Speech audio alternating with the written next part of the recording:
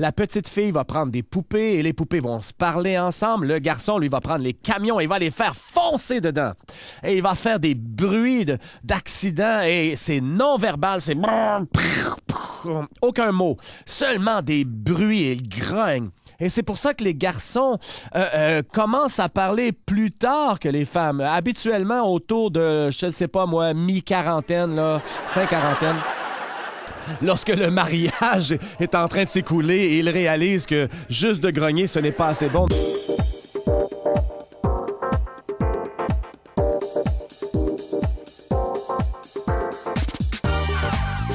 Bienvenue à l'Église du Rocher de Winnipeg.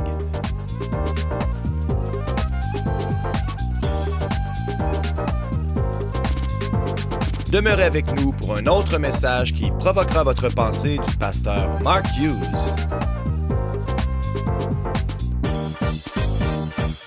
Eh bien, ce matin, nous allons continuer sur ce voyage des relations. Hein? Nous avons regardé ce voyage de relations et c'est comme si Dieu faisait une télé-réalité où il nous a mis sur cette planète, ce vaisseau, la Terre, dans un endroit confiné et on doit bien s'entendre. Et ce matin, nous allons parler de ce que vous allez découvrir être la relation humaine la plus importante.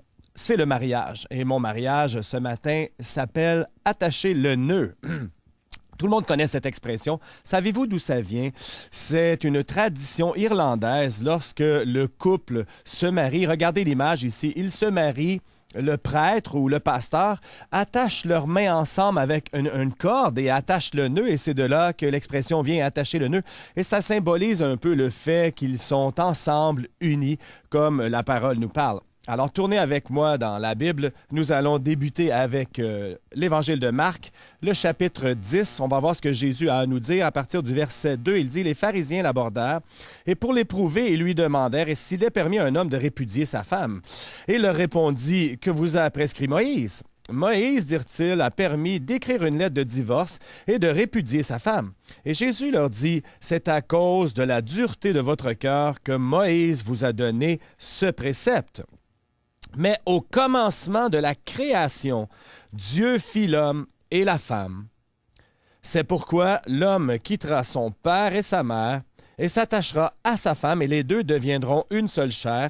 Ainsi, ils ne sont plus deux, mais ils sont une seule chair. Que l'homme donc ne sépare pas ce que Dieu a joint. Et ce qui est intéressant dans cette histoire, pour moi, c'est que même au jour de Jésus, ils avaient de la difficulté avec le mariage, le divorce, la sexualité, ces choses-là. Ils avaient des problèmes avec ça. Les pharisiens, je ne sais pas s'ils cherchaient comme un trou dans la loi, mais ils lui posent cette question. Et Jésus leur explique que la raison pour laquelle il y avait du divorce, c'était à cause de la dureté de leur cœur. Et il revient à Moïse. Et ça me fait dire que même dans le temps de Moïse, ils avaient de la difficulté avec ça. Et ce que je sais, c'est que du début de l'humanité, on a eu des difficultés avec la sexualité, le divorce, le remariage et toutes ces questions. Mais ce que Jésus fait pour répondre, et ne manquez pas ça ici, ce qu'il fait pour répondre, c'est qu'il amène l'histoire de la création et l'invoque. On peut regarder toutes les erreurs et toutes les choses qui sont dans la parole de Dieu, mais vous dites, qu'est-ce qui est quoi? Mais Jésus lui dit, tout ce que vous devez faire, c'est de revenir au commencement. Et il dit, l'histoire commence au commencement. Et vous allez voir l'intention de Dieu pour le mariage. Et je vais vous donner 4 points aujourd'hui. Je vais les mettre sur l'écran. Voici ce qu'on va parler. On va parler de l'intention originale de Dieu pour le mariage, le but divin de Dieu pour le mariage et le plan pour vous dans le mariage et les termes du mariage. Beaucoup de choses à couvrir, mais débutons avec quelle était l'intention originale de Dieu. C'est très simple. Jésus lui dit ceci, « Vous voulez savoir quelles sont les réponses? Voici les réponses. Au commencement de la création, Dieu créa l'homme et la femme. » Alors, en commençant. Et quand vous regardez cela, c'est le modèle de Dieu pour le mariage. Un homme, une femme, pour la vie, c'est le plan de Dieu. Son intention. Et lorsqu'il a créé Adam et Ève. Et il n'y avait pas d'autre combinaison. Il n'y avait qu'un homme et qu'une femme. Et lorsque vous y pensez, ça fonctionne, hein? Les morceaux fonctionnent, tout va dans le bon sens, vous savez, hein? Quand on y pense un peu, là. Et ça nous permet d'accomplir le premier commandement. Vous connaissez le premier commandement? multipliez-vous. Et c'est probablement le seul commandement que Dieu ait donné à l'homme qu'on a été capable de garder. Aucun problème. On est rendu à 7 milliards. Hein? On est capable d'obéir à cela, n'est-ce pas? Multipliez-vous. Et quand on regarde ce problème du mariage, et Jésus lui dit, voici comment ça fonctionne. Une femme, un homme. Et moi, je vais aller aujourd'hui, et je vous avertis d'avance, je vais aller où les anges même ont peur d'aller. Mais ce n'est pas les anges qui ont peur d'aller là, c'est les pasteurs, et je vais parler du sexe. Alors, laissez-moi commencer en disant, le sexe, c'est bon.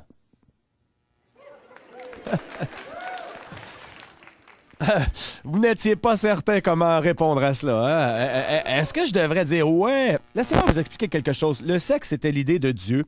C'est la création de Dieu. Le sexe, c'est bon, c'est pas mauvais. Le sexe, c'est pas sale. Le monde l'a rendu sale, mais le sexe, c'est saint. Mais voici ce que l'on doit comprendre. Tout ce que Dieu a créé qui est bon dans ce monde, le diable le transforme en mal. Alors, le sexe est une de ces choses. Le sexe, c'est bon, le sexe, c'est sain, jusqu'à temps que ça devienne de la luxure. Et ce qu'on a fait avec le sexe dans notre monde, c'est absolument incroyable. Ce qui arrive avec le sexe. L'industrie du sexe est tellement perverse. Ça représente 100 milliards de dollars autour du monde, cette industrie. Il y a des choses les plus terribles, les crimes les plus haineux prennent place autour du monde, ont rapport avec le sexe. Et la plupart du trafic humain est connecté à l'esclavage et le trafic du sexe. On dit que la prostitution et la pornographie, non, il n'y a pas de danger. Je regrette, mais les vies de gens sont littéralement détruites et les gens sont dans l'esclavage à cause de cela. Et ce qui est arrivé, c'est que nous avons pris le sexe hors de son intention et de son contexte et on l'a rendu récréationnel. Et laissez-moi vous expliquer ceci. On sait que le sexe, évidemment, c'est pour la procréation, mais ce n'est pas seulement ça. C'est aussi relationnel. Mais nous, on l'a sorti du contexte relationnel et on l'a mis récréationnel. Et vous savez ce dont je parle, je n'ai pas besoin de l'expliquer. Et lorsque vous commencez à regarder le but de Dieu pour la sexualité, autre que de se procréer, et vous le voyez, c'est d'amener un homme et une femme ensemble, de les joindre ensemble d'une façon unique et puissante. Et quand on regarde l'Ancien Testament, et c'est assez intéressant de voir cela, c'était le mariage. Voyez-vous, dans le Nouveau Testament, on voit qu'il y a eu des cérémonies de mariage. Jésus, le premier miracle aux noces de Cana.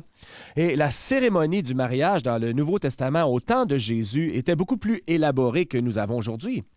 Mais dans l'Ancien Testament, du moins au tout début, il n'y avait pas de cérémonie de mariage. Et vous savez quelle était l'action du mariage? C'était le sexe. Je sais que vous ne vouliez pas répondre sexe, mais c'était le sexe. Et si un homme couchait avec une femme, eh bien, ils étaient mariés. C'est pour ça que Jacob avait 4 femmes. Léa, Rachel et les 2 servantes. Pourquoi avait-il 4 femmes? Parce qu'il a couché avec 4 femmes différentes. Et parce qu'il a couché avec elles sont devenues leurs femmes. Et je ne sais pas pourquoi Dieu permettait d'avoir plusieurs femmes. Mais blâmez pas Dieu pour ça. C'était la faute de Jacob. C'était lui qui couchait avec les femmes. Et le résultat de cela, selon les coutumes de l'Ancien Testament, si vous couchez avec une femme, vous étiez une chair avec. Donc, ils avaient plusieurs femmes parce que, tout simplement, ils couchaient avec plusieurs femmes. C'était tout. Est-ce que c'était l'idéal de Dieu? Non. Jésus dit, au début de la création, il a créé l'homme et la femme, un homme, une femme. Et c'était le plan original de Dieu, c'était son intention. Maintenant, je vais parler de la virginité. Hein? Je vous dis, j'allais où les anges ont peur d'aller, mais je vais parler de virginité. On est tellement mélangés aujourd'hui. Les jeunes regardent la virginité comme une plaie ou une maladie ou un fardeau qu'ils doivent se débarrasser le plus rapidement possible. On les entend parler et on dit quand est-ce que je vais la perdre ou je l'ai perdue ou je me suis débarrassé de cela. Et ils voient ça comme un problème plutôt que comme un cadeau et comme quelque chose qui est sacré que Dieu leur a donné. Et je veux prendre quelques instants pour vous expliquer le côté sacré et l'importance de la virginité. Et tout au long de la parole de Dieu, du début à la fin, on voit quelque chose qui s'appelle l'alliance du sang. Chaque fois que Dieu entre en alliance, et c'est une alliance, une relation qui ne peut se briser, chaque fois qu'il l'a fait au travers de la parole de Dieu, au travers de l'histoire, il l'a fait au travers le sang. Le sang était versé. Donc l'alliance d'Abraham, et c'était fait au travers le sang d'un agneau. L'alliance mosaïque, qui était le sang de bœuf. Et le nouveau la nouvelle alliance que Jésus dit. Il dit, voici mon sang qui a été versé pour vous pour cette nouvelle alliance. Alors, au travers de la parole de Dieu, alliance de sang, alliance de sang, alliance de sang, chaque fois que Dieu faisait ou créait une alliance ou un arrangement avec l'humanité, il le faisait au travers le versement du sang. Et la virginité, c'est la même chose. Il y a une partie de l'anatomie féminine qui s'appelle le hymen. Et allez le voir dans la science, les scientifiques vont dire on ne sait pas pourquoi que la femme a ce qu'on appelle le hymen, cette membrane, mais nous savons cela que la première fois qu'ils ont une relation sexuelle, cette membrane est brisée et il y a du sang qui coule, un peu de sang, mais ce sang qui coule à ce soir de noces, c'était significatif à l'alliance de sang entre l'homme et la femme. Et on en parle dans Deutéronome 22, c'est les dons de la virginité où le fait qu'il y avait du sang sur les couvertures indiquait qu'il y avait une alliance qui était prise entre l'homme et la femme et c'était une alliance de sang. Alors là, vous commencez à comprendre et vous dites un instant, je ne veux pas que ce soit quelque chose qu'on rejette ou qu'on se débarrasse, ce n'est pas un fardeau, c'est un cadeau sacré que Dieu a donné à un homme et à une femme afin que dans leur nuit de noces, et ils puissent prendre cette alliance et qu'ils puissent être liés ensemble de façon permanente. Voyez-vous le côté sacré et l'importance de cela? Voyez-vous le plan important de Dieu qu'il puisse faire cela pour créer l'anatomie féminine et que cela prenne place au travers de ce hymen? Alors, je veux parler aux jeunes femmes ici. Si vous êtes jeune dans cette salle, n'abandonnez pas ce que Dieu vous a donné. C'est un don et un cadeau qu'il vous a donné pour un instant et un instant seulement. Et c'est votre nuit de noces avec la personne qui va être le mari pour toute votre vie. Et vous, jeune homme, ne volez pas cela d'une jeune femme. Ça ne vous appartient pas, sauf lors de votre nuit de noces. Et je sais que les gens vont dire, « Pasteur Mark, tu es tellement arriéré et il n'y a plus de vierges, il n'y en reste plus. » Non, mais moi, j'ai des nouvelles pour vous. Il y en a encore et j'ai fait beaucoup de mariages, des douzaines de mariages, dans cette église même, où ces gens étaient vierges le soir de leur mariage parce qu'ils avaient compris, parce qu'on enseigne ça aux jeunes personnes, on l'enseigne dans la jeunesse. Et quand on baptise les jeunes, la jeunesse, on leur fait faire cet engagement et de dire une déclaration qu'ils vont se garder pour la personne qu'ils vont marier et leur mariage. Ils font la déclaration. Est-ce qu'ils gardent toute cette promesse? Non, probablement pas, mais au moins, on s'en va dans cette direction-là. J'ai vu des douzaines et des douzaines de jeunes gens qui sont vierges et le soir de leur nuit de noces devient quelque chose de très important, très significatif, où Dieu amène deux personnes ensemble. Alors, le premier point, c'est l'intention originale de Dieu dans le mariage. Maintenant, regardons le but divin de Dieu pour le mariage. Quel est le but de Dieu? Il dit, au commencement, Dieu créa l'homme et la femme. Et ensuite, il nous dit, pour cette raison, l'homme quittera son père et sa mère, se joindra à sa femme et les deux deviendront une seule chair. Deux personnes, une chair. Vous dites, Pasteur Mark, j'ai toujours voulu savoir qu'est-ce que ça veut dire quand deux personnes deviennent une chair. Oui, moi aussi, et ça fait 33 ans que je suis marié. Non, mais sérieusement, c'est probablement la chose la plus difficile que vous allez comprendre. Comment deux personnes deviennent un? Et on le dit fois après fois après fois, deux, ils ne sont plus deux, ils sont un. Comment est-ce que deux deviennent un? Et Paul appelle ça le grand mystère. Il dit dans Éphésiens, il parle du mariage, et il parle que deux deviennent une. Et il dit c'est un grand mystère. Et ensuite, il le compare à nos relations avec Christ. Et ce qu'il nous dit, c'est que la relation du mariage entre l'homme et la femme, c'est la chose la plus proche que vous aurez sur la terre. C'est la chose la plus proche de la relation entre Christ et son épouse. C'est l'union d'un homme et d'une femme. Donc, c'est quelque chose de difficile à comprendre, mais c'est incroyablement puissant dans la relation où un homme et une femme viennent ensemble et le moi devient le nous. Et retournons dans la création et on peut le voir. Lorsqu'il a créé Adam, et il a fait Adam en premier, il n'y avait pas de femme. Il était seul et il dit, il n'est pas bon que l'homme soit seul, donc je lui ferai une aide semblable à lui. Il l'endort, enlève la côte. Et pensez à cela un instant. Est-ce que c'est possible que lorsqu'il a créé Adam, et puisqu'Adam était le seul, il n'y avait qu'un homme, est-ce que c'est possible que le côté féminin et masculin était dans Adam à la création. Donc, si Adam elle a été créé à l'image de Dieu, en Dieu, toutes les caractéristiques féminines s'y retrouvent, même si on se réfère à Dieu comme un père, mais les caractéristiques de la femme se retrouvent en Dieu aussi. Et est-ce que c'est possible que lorsqu'il a créé l'homme, il a tout mis cela, et je ne parle pas des parties génitales ici, je parle vraiment de les caractéristiques féminines intangibles que nous, les hommes, on essaie de découvrir pour le reste de notre vie. C'est de cela que je parle.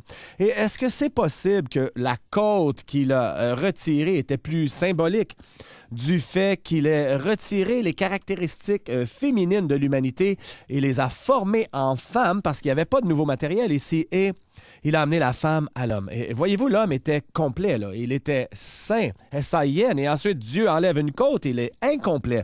Et de la côte, il crée la femme, il amène la femme à l'homme, et les deux viennent ensemble, et là, ils sont complets à nouveau. Est-ce que ça fait du sens? D'accord. Vous n'avez pas l'air à comprendre, alors je vais vous illustrer. J'ai une illustration pour vous. Ça va vraiment nous aider. C'est la chose la plus étonnante que vous aurez vue dans l'Église à jamais. Peut-être que vous ne serez pas d'accord, mais je ne sais pas. Alors, on y va. Voici Adam. Oh, il y a une vache. Oh, il y a un chien. Il y a un chat. Il nomme les animaux. Alors Dieu se présente et lui dit, tu sais, Adam, ce n'est pas bon que tu sois seul. Je vais faire une compagne pour toi. Yeah, yeah, yeah, yeah, yeah. Alors il dit, dors. OK. Ow, ow, ow, ow, ow. On était supposé dormir. Oui, mais ça fait quand même mal. Oh. Oh, Mr. Bell.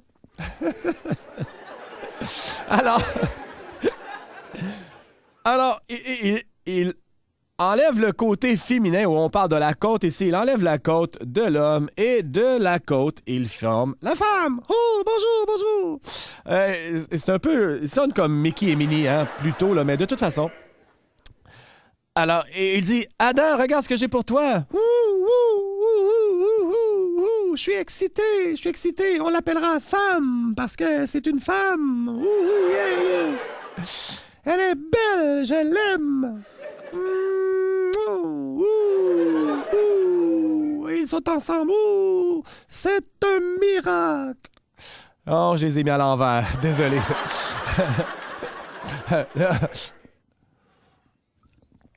Alors...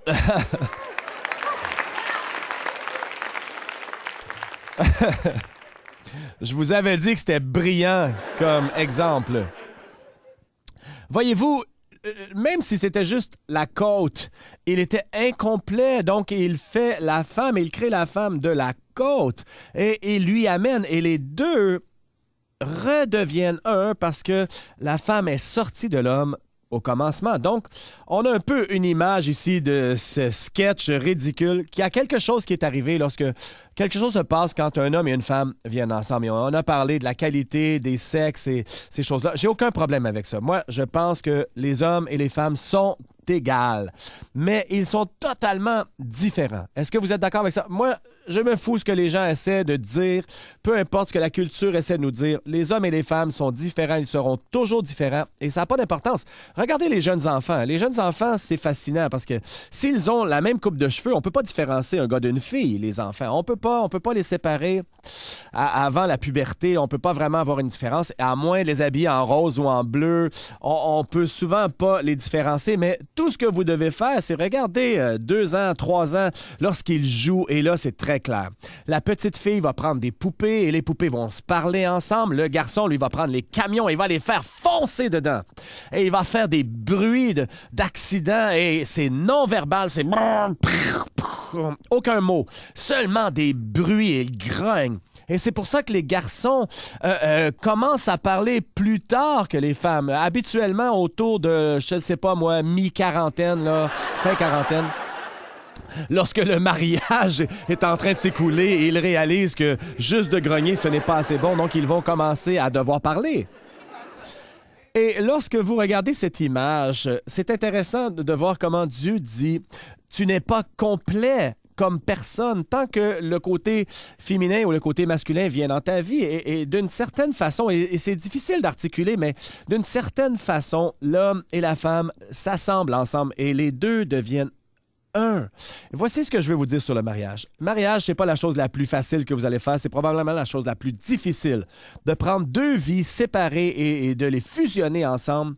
Et laissez-moi vous dire ce qu'on vous dit pas, c'est que le mariage, on a besoin de compromis. Et il faut découvrir comment permettre à l'autre personne que le moi devienne nous. Comment est-ce que deux vies viennent ensemble? Et c'est juste une façon que ça fonctionne. C'est lorsqu'on cède. Si vous êtes égoïste, égocentrique, le mariage ne fonctionnera pas. Vous devez avoir ces deux vies qui viennent ensemble et les compromis sont la clé. Et quand Cathy et moi, on s'est mariés, moi, je voulais avoir 8 enfants. J'ai dit, j'aimerais avoir 8 enfants. Et elle a dit, moi, j'aimerais avoir 3 enfants. Donc, on a fait un compromis et on en a eu 3. Eh ouais, vous avez découvert comment ça fonctionne. Et moi, j'ai découvert le secret du mariage. Moi, je n'essaie pas de diriger sa vie et je n'essaie pas de diriger ma vie. Alors, la première chose, c'est l'intention originale de Dieu pour le mariage. Ensuite, son plan divin pour le mariage. Et la troisième chose, c'est quel est le plan de Dieu pour vous, pour toi? Quel est le plan de Dieu pour toi dans le mariage? Et voici ce que la parole nous dit. Celui qui trouve une femme trouve une bonne chose. Et moi, j'encourage les jeunes. Je dis, trouve une bonne chose, pas juste une chose. Et il dit, si tu trouves une femme, tu trouves une bonne chose. Proverbe 18, 22. Et Platon l'a dit comme ça. Platon, il dit, mariez-vous, le philosophe, hein? Il dit, oui, mariez-vous, et si vous trouvez une bonne femme, vous serez heureux, et si vous trouvez une mauvaise femme, vous deviendrez philosophe. Vous avez compris, n'est-ce pas ce qu'il voulait dire? Et voici ce qu'on a découvert, et c'est ce qui se passe dans notre vie aujourd'hui. Être célibataire, là, c'est le côté de la démographie qui augmente le plus rapidement. Regardez le graphique ici, là. À quelle vitesse? Plus de 50% d'adultes sont célibataires dans notre culture. Il y a plein de raisons. Les gens attendent plus longtemps pour se marier. Taux de divorce, évidemment, ça ramène les gens célibataires. Et évidemment, il y a des gens qui ne se marient pas et qui vivent ensemble. Et je pense qu'un des plus grands défis que les gens ont, et je le vois dans l'Église, c'est que les gens essaient de déterminer s'ils devraient être célibataires et s'ils ont le don de célibat, si je peux l'appeler ainsi. Il y a seulement un auteur qui parle de cela, et c'est l'apôtre Paul. Et il explique les vertus du célibat. Et il parle de comment il nous encourage de rester célibataire comme lui est célibataire. Et il dit l'avantage du célibat, comme il dit, c'est que vous pouvez plaire à Dieu parce que vous n'avez pas une femme à plaire. Alors, qu'est-ce que ça veut dire? C'est ce qu'il dit. Il n'y a jamais eu un moment où les gens ont tant de difficultés à trouver un conjoint. Les gens ont de la difficulté de tous les âges. Et c'est pour ça qu'il y a plein de sites web. Et voici les raisons pour cela, je crois, et ils sont importants de savoir. La premièrement, c'est que les gens ont cette incompréhension qu'il y a juste une personne sur toute la Terre qu'ils pourraient aimer. Il y en a juste une. Et s'il y en a juste une, et si ton père déménage dans la mauvaise ville, eh bien, s'il n'est pas dans cette ville-là, il n'y en aura pas pour toi. Alors, ça veut dire que tu es célibataire pour le reste de ta vie parce que tu as raté l'opportunité. C'est tellement ridicule comme concept que de penser que sur 7 milliards de personnes, il y a juste une possibilité de conjoint pour toi. Non, laissez-moi vous dire, tu peux aimer presque tout le monde. Et je sais que tu es assis à côté de ton conjoint. Si vous êtes assis à côté de votre conjoint, dites-lui, tu es la seule. Tu es la seule. Dites-lui. Il faut clarifier avant d'aller plus loin dans mon message, mais laissez-moi vous dire comment je sais qu'il n'y en a pas juste une ou un. Et c'est le roi Salomon. 700 femmes et 300 concubines. Et ma fille disait des porc-épines. Qui veut 300 concubines? Et moi, je réponds, qui veut 700 femmes ou encore pire, 700 beaux-parents? Incroyable. Et est-ce que Salomon faisait la bonne chose? Est-ce que c'était le plan de Dieu pour Salomon? Absolument pas. Et si vous lisez l'histoire, vous allez découvrir que ces plusieurs femmes ont éloigné son cœur de Dieu. Et c'était un grand problème. Mais ne ratez pas l'idée qu'il a trouvé l'habilité d'aimer 1000 différentes femmes. Il y avait 1000 différentes, la seule, pour Salomon. Et il ne pouvait pas décider, alors il les a tous mariés. Et je veux que vous compreniez que je ne recommande pas cela, mais je dis qu'il n'y a pas juste une personne là pour vous. Il y en a plein que vous pourriez marier. Et la deuxième partie, c'est qu'on cherche la perfection. Voyez-vous, on recherche la perfection aujourd'hui. On se dit, je cherche le conjoint parfait. Ah oui, vous savez ce qui va arriver? C'est que si vous le trouvez ou vous la trouvez, pourquoi est-ce qu'elle voudrait vous marier, s'il vous plaît, quand même? Et il n'y a pas de conjoint parfait. Vous devez comprendre que peu importe qu'est-ce qui arrive, il y aura toujours des compromis. On aime quelqu'un pour qui ils sont, pas pour la perfection ou l'imperfection. Les gens regardent tous les petits détails stupides. Et c'est pour ça que sur Seinfeld, ils étaient tous célibataires. Parce qu'il y avait toujours quelque chose de pas correct avec quelqu'un. Oui, il y a toujours quelque chose de pas correct avec tout le monde. Et quel est le terme de Dieu? Il nous l'a dit dans cette histoire. Il dit ceci. Celui que Dieu a joint, que l'homme ne sépare pas. Vous savez, c'est quoi le terme du mariage? C'est le reste de notre vie. Et on s'est tellement trompé avec ça. Tellement trompé, là. 40-50% de divorces dans notre culture maintenant. Mais l'intention de Dieu, c'est que vous ayez une relation. Et je sais que vous pensez à vous-même, mais j'ai déjà tout bousillé ce que tu as dit aujourd'hui. Oui, c'est pour ça que je t'en parle et c'est pour ça que je te mets le doigt dans l'œil. Il n'y a rien de ce que j'ai parlé aujourd'hui qui est un péché impardonnable. Tout ce que j'ai parlé aujourd'hui, il n'y a rien qui est le péché impardonnable. Dieu est prêt à te pardonner. Dieu est prêt à gérer tout. Et c'est ça la grâce. C'est ça le sang de Christ. C'est de te donner un début nouveau, peu importe où tu es et comment tu as bousillé ta vie. Dieu est là et est prêt à faire quelque chose d'incroyable dans ta vie pour restaurer ta vie et te mettre à l'endroit où tu devrais être. Et vous dites, oui, mais Pasteur Mark, on ne peut pas débrouiller des œufs brouillés. Ah oui? Laissez-moi vous raconter une histoire. Il a un couple dans cette église. Et lui était non chrétien, elle était chrétienne. Elle venait à l'église toutes les semaines, lui, jamais. Il était camionneur, ne servait pas le Seigneur et il le disait lui-même. Il n'était pas attentif comme mari, il ne faisait pas un bon travail dans cette relation, pas du tout. Elle était à l'église, mais ensuite, ce qu'elle a fait, c'est qu'elle a découvert une relation en ligne et elle a décidé qu'elle quitterait son mari non chrétien, qu'elle irait en avion dans une autre ville et rester avec l'autre gars. 2 jours avant qu'elle le quitte, il est dans son camion. Et là, il y a un moment, une épiphanie, une expérience avec Dieu, tellement qu'il pleure. Il a dû garer son camion et sur le bord de la route, il a donné son cœur à Christ. Il est venu tellement excité. Il a dit à sa femme, il lui a dit, « Je suis devenu chrétien aujourd'hui et je sais qu'on peut faire fonctionner notre mariage. » Mais elle dit, « Ben tant mieux parce que moi, je m'en vais. » Et 2 jours plus tard, elle a pris l'avion et elle est partie. Elle a fait des papiers pour le divorce. Ils se sont divorcés dans l'année et presque environ 1 année plus tard, lui, il commence à venir à l'église. Hein. Il n'était jamais venu à l'église, mais là, soudainement, il vient à l'église toute seule. Il essaie de prier, mettre sa vie en règle. Elle est là-bas, elle vit avec un gars. Et après 1 année, Dieu lui parle et lui dit, « Tu dois retourner au mari de ta jeunesse. » Elle lui téléphone et elle lui dit, « Es-tu prête à me reprendre? » Et il lui dit, « Oui. Oui, je suis prêt à te reprendre. » Elle a pris l'avion, elle est revenue à Winnipeg, ils sont reconnectés et le divorce était passé, là. Et ils ont passé 4 mois pour essayer de voir et 4 mois plus tard, ils sont venus me voir dans mon bureau et j'ai dit, « Qu'est-ce que vous voulez faire avec cette brouille que vous avez faite? » Il dit, « On s'est pardonné et on veut se remarier. Quel est le plus vite que tu peux faire ça? » Mais j'ai dit, « On est lundi, le plus vite, c'est mardi. » Et ils sont revenus le lendemain, mardi, à l'église, et je les ai mariés. Et ils ont marché hier soir dans l'église. Ils étaient là et ils sont venus main dans la main. Je suis allé leur parler. J'ai dit, « Comment ça va? » Et là, il m'a regardé, les larmes aux yeux. Et il a dit, « Je suis plus en amour aujourd'hui que je ne l'ai jamais été dans toute ma vie. » Ça, c'est comment Dieu fonctionne. C'est le genre de Dieu que l'on sert. Dieu a un plan pour ta vie. Dieu a un plan pour ton mariage et tes relations. Et il veut t'aider. Et son plan simple est simple. Un homme, une femme, une vie, celui que Dieu a uni, qu'un homme ne les sépare point. L'Église du Rocher a des réunions à tous les dimanches au 1397 Buffalo Place. Joignez-vous à nous si vous êtes dans la région. Si vous aimeriez recevoir un livre pour comprendre davantage le don gratuit de Dieu au travers Jésus-Christ, contactez-nous et nous vous l'enverrons gratuitement.